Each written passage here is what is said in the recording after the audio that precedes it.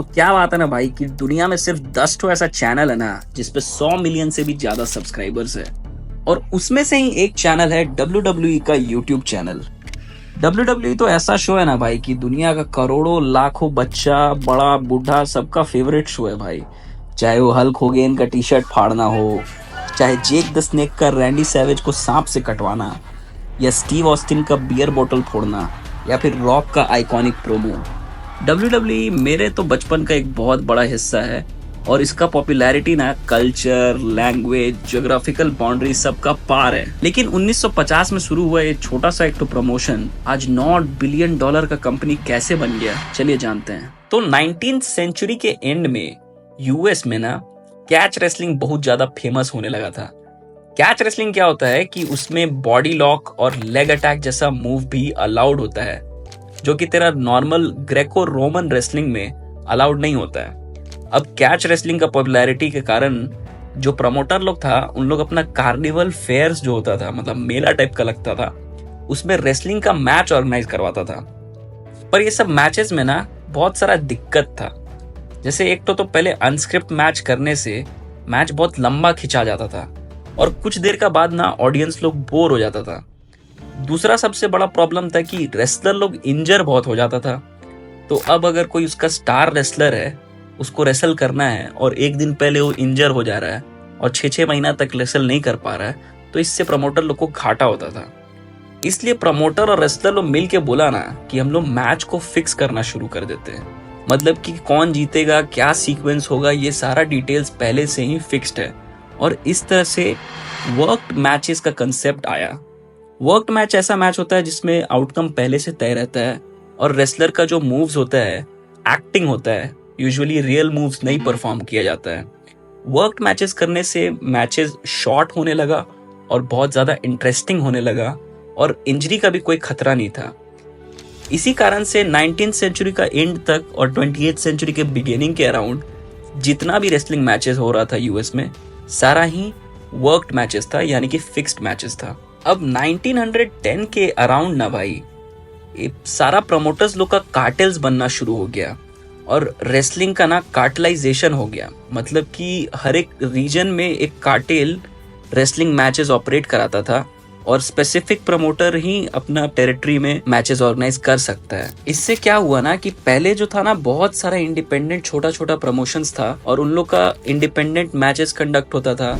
उन लोग अपना इंडिपेंडेंट वर्ल्ड चैंपियन भी रखता था। तो ये सारा कार्टेल मिलकर ये तय किया कि एक ही चैंपियन रहेगा जो वर्ल्ड चैंपियन होगा, और फिर इन लोग सब एक अपना टेरिटरी के अंदर फंक्शन करेगा।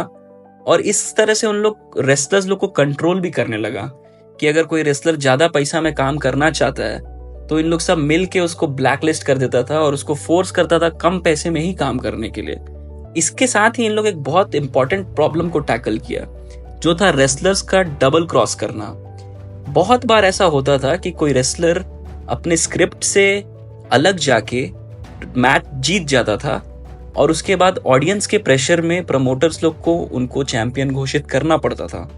बट कार्टेल के आने के बाद से डबल क्रॉस करने वाला रेसलर्स लोग को ब्लैकलिस्ट कर दिया जाता था, जिसके कारण उन लोग किसी भी प्रमोशन के लिए रेसल नहीं कर पाता था। अब 1948 के आते आते कार्टेल सब यूएसए, कनाडा और मेक्सिको का सारा रेसलिंग मैचेस को कंट्रोल करने लग गया, और इन लोग फिर मिल के बनाया नेशनल रेसलिंग एसोसिएशन, जिसमें ऑलमोस्ट 38 कार्टेल्स एक साथ था। और फिर इस बॉडी का डोमिनेंस 1980 तक पूरे यूएस और नॉर्थ अमेरिका रीजन में रहा, और फिर इस बॉडी ने प्रोफेशनल रेसलिंग को 1980s तक पूरे नॉर्थ अमेरिका रीजन में कंट्रोल करके रखा। इसी 38 प्रमोशंस में से एक कैपिटल रेसलिंग चैंपियनशिप था, जो यूएस के नॉर्थ ईस्ट टेरिटरी में रेसलिंग शोज ऑर्गेनाइज करवाता था। अब 1963 में इस प्रमोशन का नाम बदल के वर्ल्ड वाइड रेसलिंग फेडरेशन रख दिया गया था। कैपिटल रेसलिंग कॉर्पोरेशन के चेयरमैन थे विंसेंट जे मैकमैन, और वो एनडब्ल्यूए के भी बहुत इन्फ्लुएंशियल मेंबर थे, और एनडब्ल्यूए के बहुत सारे बड़े डिसीजंस वही तय किया करते थे। बट उनके डेथ के बाद आए उनके बेटे विंसेंट के मैकमैन, और यहीं से सारा भसड़ शुरू हुआ।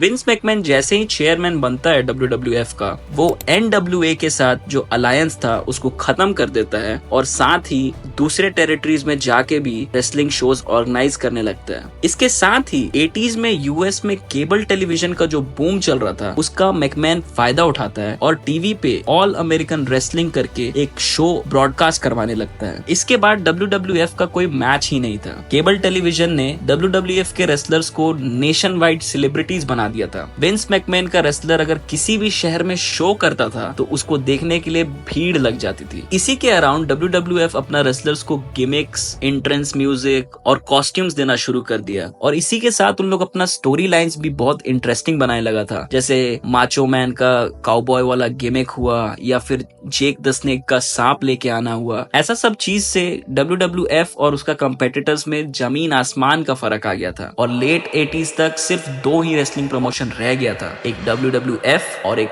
WCW। यहीं से शुरू होता है WWF और WCW का राइवलरी और इसी के साथ शुरू हुआ मंडे नाइट वॉर्स, जिसमें WWF का Monday night raw versus WCW का मंडे नाइट्रो शोज साइमल्टेनियसली एक साथ टीवी पे ब्रॉडकास्ट होता था और इन दोनों ब्रांड के बीच में एक रेटिंग्स वॉर चल रहा था। 90s के फर्स्ट हाफ में WCW WWF के बहुत आगे था क्योंकि उनके ओनर टेड टर्नर के पास बहुत सारा पैसा था, जिसके कारण वो WWF के बेस्ट रेसलर्स को खरीद के WCW पे लेके आ गए थे, जैसे कि हल्क होगन और रैंडी सैवेज। WCW के फेमस होने के पीछे एक और बड़ा कारण था NWO का स्टोरी लाइन। इस स्टोरी लाइन में NWO नाम का एक रेसलर्स का ग्रुप, जिसको न्यू वर्ल्ड ऑर्डर कहते थे, वो WCW से हट के एक अलग प्रमोशन बनाते हैं और वो मिलकर पूरे WCW को ओवरटेक कर लेते हैं। ये स्टोरी लाइन फैंस के साथ बहुत ही ज्यादा पॉपुलर था और इसी कारण WCW WWF को रेटिंग्स में पीछे छोड़ते ही जा रहा था। और इसी दौरान एक बहुत बड़ा हादसा होता है जिसके कारण WWF के रेपुटेशन को और भी ज्यादा घाटा होता है और वो था Montreal screw job. Montreal screw job में ब्रेट हार्ट और शॉन माइकल्स WWF चैंपियनशिप के लिए रेसल कर रहे होते हैं सर्वाइवर सीरीज पे। इस समय ब्रेट हार्ट WWF को छोड़ने वाले होते हैं बट विंस मैकमैन को ऐसा लगा कि अगर ब्रेट हार्ट क्लीन वे में नहीं हारेंगे तो ऑडियंस शॉन माइकल्स को WWF चैंपियन के रूप में एक्सेप्ट नहीं करेगा और इस कारण से फैंस WWF से और भी ज्यादा नाराज हो गए और ब्रेट हार्ट भी WWF छोड़ के WCW चले गए थे। बट अभी ये वॉर खत्म हुआ नहीं था और आने वाले कुछ साल में